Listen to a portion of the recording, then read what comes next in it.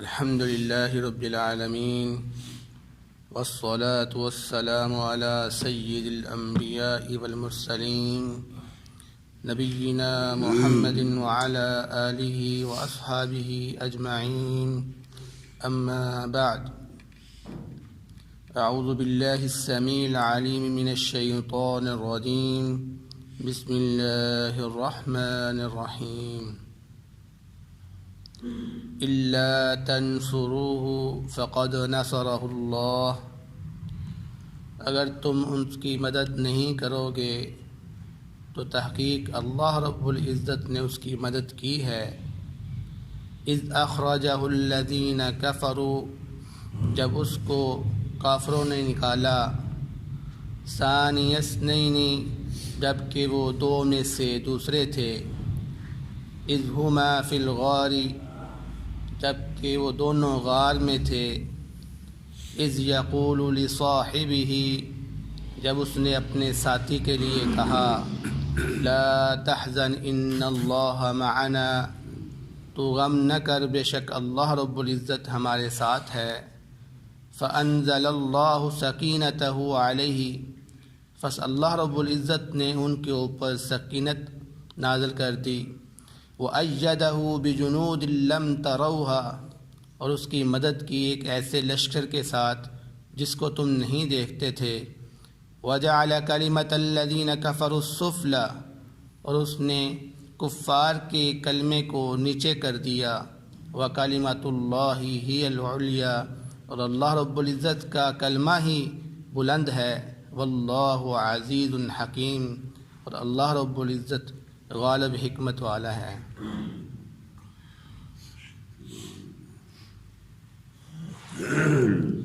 سورۃ التوبہ کی آیت نمبر 40 آپ کے سامنے تلاوت کی گئی ہے۔ اس آیت مبارکہ میں اللہ رب العزت بیان فرما رہے ہیں کہ اے لوگو، اگر تم محمد صلی اللہ علیہ وسلم کی مدد نہیں کرو گے، ان کا ساتھ نہیں دو گے جہاد پہ جانے کے لیے، تو نہ دو، کوئی مسئلہ نہیں ہے، اللہ کو کسی چیز کی پرواہ نہیں ہے۔ کیوں؟ کیونکہ اللہ رب العزت نے تو محمد صلی اللہ علیہ وسلم کی اس وقت بھی مدد کی تھی جب وہ صرف دو تھے۔ اب تو ہزاروں کی تعداد میں ان کے ساتھ موجود ہیں، لیکن جب وہ صرف دو تھے تب بھی اللہ رب العزت نے ان کی مدد کی تھی۔ تو تم ایسا مت سمجھنا کہ اگر ہم مدد نہیں کریں گے تو یہ کامیاب نہیں ہو سکتے، نہیں، ایسی بات نہیں ہے۔ بلکہ جب وہ دو تھے اور کفار نے ان کو مکہ سے نکالا تھا تو اللہ رب العزت نے اپنی مدد کی تھی ان کے ساتھ۔ فرمایا ثانی اثنین، جب وہ دو میں سے دوسرے تھے، اور وہ دو کون تھے؟ مفسرین کا اس کے اوپر اتفاق ہے کہ وہ دوسرے ابوبکر صدیق رضی اللہ تعالیٰ عنہ تھے۔ وہ ابوبکر صدیق کہ جن کو دوسرا ہونے کا اکثر موقع پر، اکثر مقامات پر موقع ملا، یعنی جو بھی سفر کیا نبی کریم صلی اللہ علیہ وسلم نے، ابوبکر صدیق رضی اللہ تعالیٰ آپ کے ساتھ تھے۔ اور سب سے پہلے اسلام کی دعوت جس کو دی وہ بھی ابوبکر صدیق رضی اللہ تعالیٰ تھے، یعنی اسلام میں داخل ہونے والے سب سے پہلے شخص تھے جو نبی کریم صلی اللہ علیہ وسلم کے ساتھ مل کر دو بنے۔ تو دوسرا یہ جو لفظ ہے، اس کا جو لقب آپ کو ملا ہے وہ کئی مقامات پر ملا ہے، یہاں تک کہ جب آپ صلی اللہ علیہ وسلم بیمار تھے تو آپ کی جگہ پر نماز پڑھانے والے بھی آپ تھے، تو آپ دوسرے شمار ہوئے۔ اور پھر جب نبی کریم صلی اللہ علیہ وسلم اس دنیا سے چلے گئے تو آپ کی قبر کے ساتھ جن کی قبر بنی تھی وہ بھی ابوبکر صدیق رضی اللہ تعالیٰ عنہ تھے۔ ثانی اثنین، دو میں سے دوسرے۔ تو اللہ رب العزت نے فرمایا اذ ہما فی الغار، جب یہ دونوں غار کے اندر تھے۔ کون سی غار؟ اس سے مراد غار ثور ہے، جو کہ مکہ سے 5 کلومیٹر کی مسافت پر موجود ہے۔ یہ جو غار ہے، اس غار کا جو مدخل ہے، دروازہ ہے، وہ اونچائی پہ نہیں بنا ہوا بلکہ وہ نیچے بنا ہوا ہے. جس طرح عام طور پہ ہمارا کھڈا ہوتا ہے یا سوراخ بنا ہوتا ہے نیچے سے، تو اس غار کے اندر اگر آپ نے داخل ہونا ہے تو آپ کو یقیناً نیچے بیٹھ کر ہی داخل ہونا پڑے گا. تو اس کا دروازہ وہ کافی نیچے ہے، وہ اتنا اونچا بھی نہیں ہے کہ انسان بڑا آسانی سے داخل ہو جائے. اور جیسے ہی یہ غار اندر داخل ہوتی ہے تو اندر داخل ہوتے ساری اونچائی آ جاتی ہے اس میں، یعنی صرف مدخل نیچے ہے لیکن اندر والی جگہ وہ اونچائی میں ہے.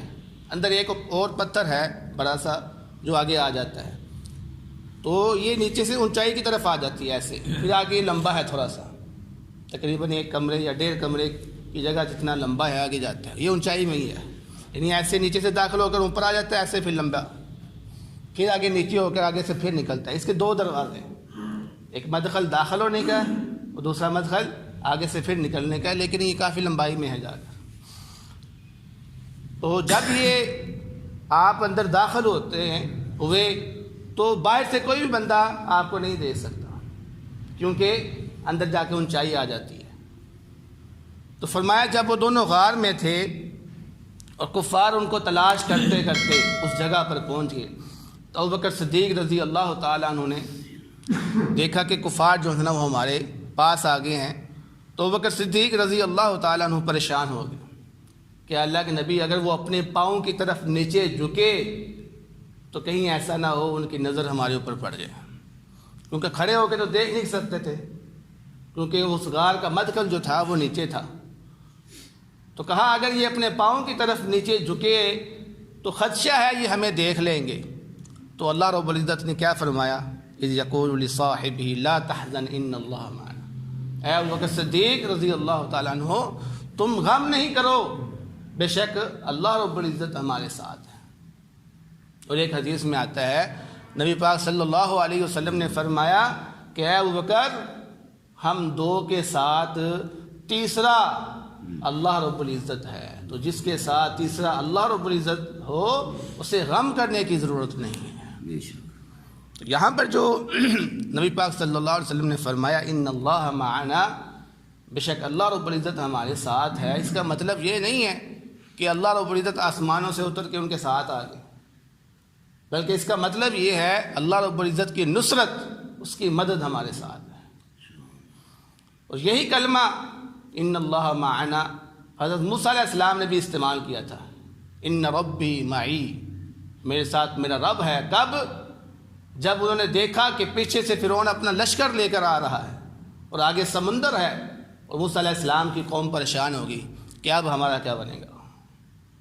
موسیٰ علیہ السلام نے کیا کہا تھا، کلا، ہرگز نہیں، ان معی ربی، میرے ساتھ میرا رب ہے، پریشان ہونے کی ضرورت نہیں ہے.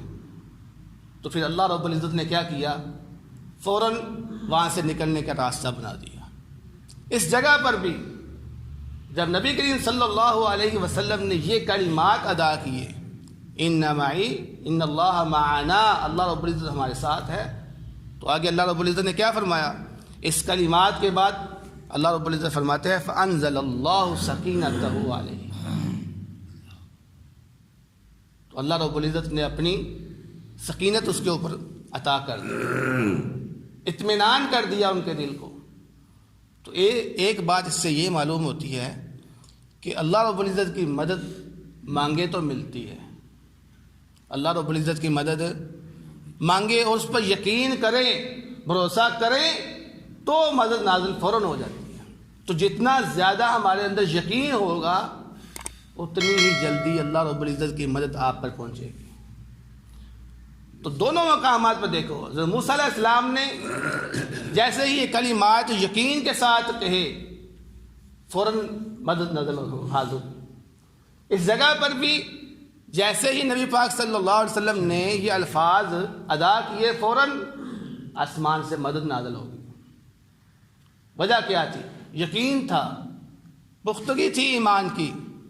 تو اللہ رب العزت نے اس یقین کو، بھروسے کو دیکھ کر، توکل کو دیکھتے ہوئے ان کے اوپر اطمینان نازل کر دیا. اب اطمینان جب نازل ہوا تو جو دل کے اندر خوف پیدا ہو رہا تھا، دشمن قریب ہے، اگر دیکھ لیا تو کیا بنے گا، یہ ختم ہو گیا، مطمئن ہو کر بیٹھ گئے۔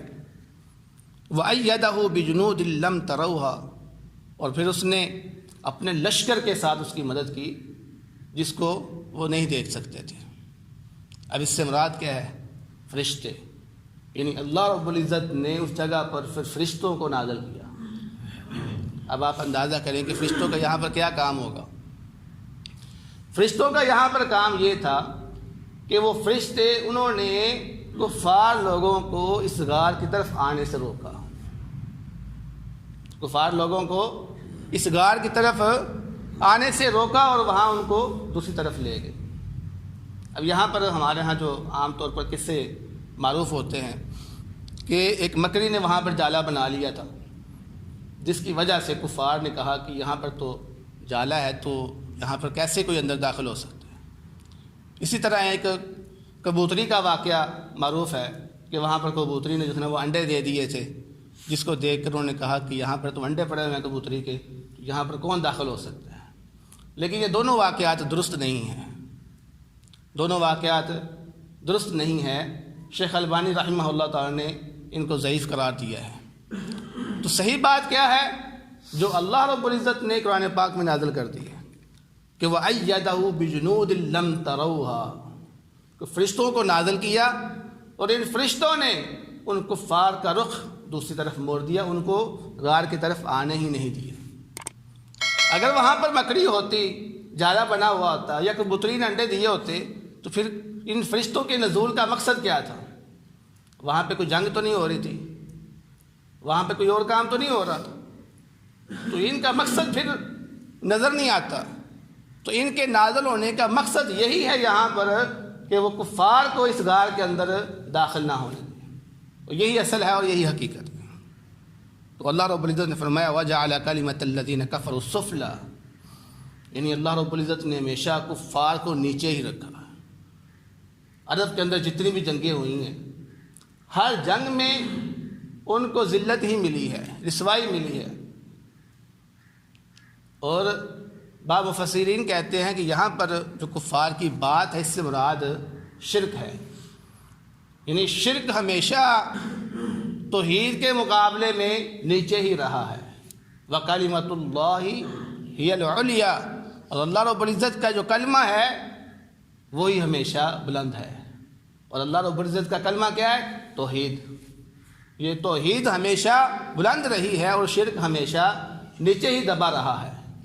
اور اللہ رب العزت نے بھی بیان کیا ہے کہ وَأَنْتُمُ الْأَعْلَوْنَ إِن كُنتُم مُؤْمِنِينَ، اگر تم مومن ہو تو تم ہی بلند ہو، یعنی مومن کی شان یہی ہے کہ وہ بلند رہے، مومن کا مرتبہ ہمیشہ بلند ہی ہے، اس نے بلند ہی رہنا ہے۔ اب یہ ہمارے اندر ہے کہ ہم اس ایمان کو حاصل کریں یا ہم اس کو باہر نکال دیں۔ اگر ہم اس ایمان کو حاصل کر لیں گے تو ہم غالب آ جائیں گے، اگر ہم اس ایمان کو اپنے دلوں سے باہر نکال دیں گے ہم مغلوب ہو جائیں گے۔ اور آج ہم نے اپنے دلوں سے اس ایمان کو باہر نکال دیا، اس لیے آج ہم مغلوب ہیں۔ لیکن اس کا مطلب یہ نہیں ہے کہ ہم غالب نہیں ہو سکتے، نہیں، غالب ہو سکتے ہیں۔ کیسے؟ اپنے دلوں کے اندر ایمان کو پیدا کر لیں۔ ایمان کا جذبہ جب آپ کے دل میں آ جائے گا یقیناً آپ غالب ہو جائیں گے، اور یہ اللہ رب العزت کا وعدہ ہے وَأَنْتُمُ الْأَعْلَوْنَ إِن كُنتُم مُؤْمِنِينَ۔ فرمایا واللہ عزیز حکیم، اور اللہ رب العزت غالب حکمت والا ہے۔ انفروا خفافا وثقالا، نکلو تم ہلکے اور بوجھل ہو کر۔ اب اس آیت مبارکہ میں اللہ رب العزت جہاد پہ نکلنے کا حکم دے رہے ہیں۔ اس سے پہلے کیا تھا؟ جو لوگ جہاد میں شامل نہیں ہونا چاہتے تھے ان کے لیے وعید نازل کی، اور اب اللہ رب العزت کہہ رہے ہیں اب تم نکلو جہاد پہ۔ یہ کون سا جہاد ہے؟ جیسے کہ آپ کو پہلے بتا چکے ہیں، جنگ تبوک کا ذکر ہے، تو جنگ تبوک کی تفصیل یہاں پر بیان ہو رہی ہے۔ تو خفافاً و ثقالاً کا مطلب کیا ہے؟ مفسرین نے کہا کہ اس کے معنی بڑے وسیع ہیں۔ اس کا ایک معنی یہ بھی ہو سکتا ہے ہلکے کا اور بوجھل ہونے کا، کہ تم ساز و سامان کے ساتھ نکلو یا بغیر ساز و سامان کے، یعنی اگر تمہارے پاس سامان ہے جنگ پہ لڑنے کا تب بھی تم نکلو، اور اگر تمہارے پاس سامان نہیں ہے تب بھی تم نکلو، ہر حالت میں نکلنا ہے، کیونکہ یہ جو جہاد تھا یہ فرض عین کر دیا تھا نبی کریم صلی اللہ علیہ وسلم نے، اور ان الفاظ سے بھی یہ ثابت ہوتا ہے کہ یہ فرض عین ہے جب اللہ تعالیٰ نے یہ فرما دیا کہ ہر حالت میں ہر شخص نکلے۔ تو جو ایک معنی اس کا یہ بھی بنتا ہے کہ جو شادی شدہ ہے وہ بھی نکلے اور جو غیر شادی شدہ ہے وہ بھی نکلے، نوجوان بھی نکلے، بوڑھا بھی نکلے، یعنی ہر طرح کے لوگ اس کے اندر شامل ہو سکتے ہیں۔ تو مراد اس سے یہی ہے کہ ہر شخص اس جہاد میں جہاد کرنے کے لیے نکلے۔ فرمایا انفروا خفافا وثقالا وجاہدوا باموالکم وانفسکم، اور تم جہاد کرو اپنے مالوں کے ساتھ، اپنے نفسوں کے ساتھ، فی سبیل اللہ کے راستے میں، ذالکم خیر لکم، یہ تمہارے لیے بہتر ہے، یعنی اس لیے نہیں تمہیں کہا جا رہا کہ اس میں اللہ رب العزت کو فائدہ ہوگا، تم اللہ رب العزت پہ احسان کر رہے ہو، نہیں ایسی بات نہیں ہے۔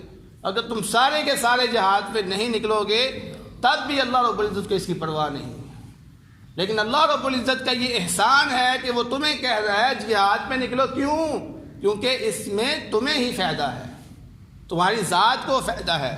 آج اگر تم جہاد پہ نکلو گے تو کل تمہیں روز قیامت کامیابی نصیب ہو، اس لیے اللہ رب العزت ہمارا فائدہ کرتے ہوئے ہمیں کہہ رہے کہ تم جہاد پہ نکلو، یہ تمہارے لیے بہتر ہے، ان کنتم تعلمون، اگر تم جانتے ہو۔ لو کان عرضا قریبا وسفرا قاصدا، تو یہاں پر اب اللہ رب العزت منافقین کا ذکر کر رہے ہیں۔ منافقین کہتے ہیں کہ لو کان عرضا قریبا، اگر یہ ساز و سامان مال غنیمت ملنا کسی قریب ہی جگہ سے ہوتا، کیونکہ آپ کو بتایا کہ تبوک کا سفر بڑا لمبا تھا، 600 کلومیٹر لمبا تھا یہ، اور نبی کریم صلی اللہ علیہ وسلم کا اس سے پہلے جتنی بھی جنگیں ہوئیں آپ صلی اللہ علیہ وسلم نے کبھی بھی صحابہ کو اصل مقصد نہیں بیان کیا تھا کہ ہم نے کہاں نکلنا ہے، کس کے خلاف نکلنا ہے، کیونکہ جاسوس ہوتے تھے بیچ میں، تو نبی کریم صلی اللہ علیہ وسلم نے نکلنے سے پہلے کبھی بھی صحابہ کو یہ بیان نہیں کیا تھا۔ لیکن یہ جنگ کیونکہ ملک سے باہر تھی اور سفر لمبا تھا، مشقت والا تھا، اس لیے اس جنگ پر اللہ کے نبی صلی اللہ علیہ وسلم نے وضاحت کے ساتھ یہ بیان کر دیا تھا کہ ہم تبوک جا رہے ہیں اور سپر پاور کے ساتھ جا کر لڑنے کا ارادہ کر رہے ہیں۔ تو اللہ رب العزت نے فرمایا جب یہ سارا کچھ بیان کر دیا تو منافقین ڈر گئے کہ اتنا لمبا سفر ہم سے نہیں طے ہوگا، تو پھر انہوں نے اپنے اظہار کیا اپنے خیالات کا کہ اگر یہ مال غنیمت، اگر یہ ساز و سامان حاصل کرنا جو جنگ سے حاصل ہوگا قریب ہوتا، وَسَفَرًا قَاصِدًا، اور سفر چھوٹا ہوتا، یعنی سفر بہت لمبا ہے یہ، لَاتَّبَعُوكَ، تو ہم آپ کی پیروی کرتے، وَلَٰكِن بَعُدَتْ عَلَيْهِمُ الشُّقَّةُ، لیکن بات یہ ہے کہ یہ سفر بڑا لمبا ہے اور مشقت والا ہے، اس لیے فرمایا وَسَيَحْلِفُونَ بِاللَّهِ، تو آن قریب پھر وہ قسمیں اٹھائیں گے اللہ رب العزت کی، لَوِ اسْتَطَعْنَا لَخَرَجْنَا، اگر ہم طاقت رکھتے اتنے لمبے سفر کی، مشقت والے سفر کی، تو ہم ضرور آپ کے ساتھ نکلتے، لیکن کیا کیا انہوں نے؟ بہانے ڈال دیے کہ ہم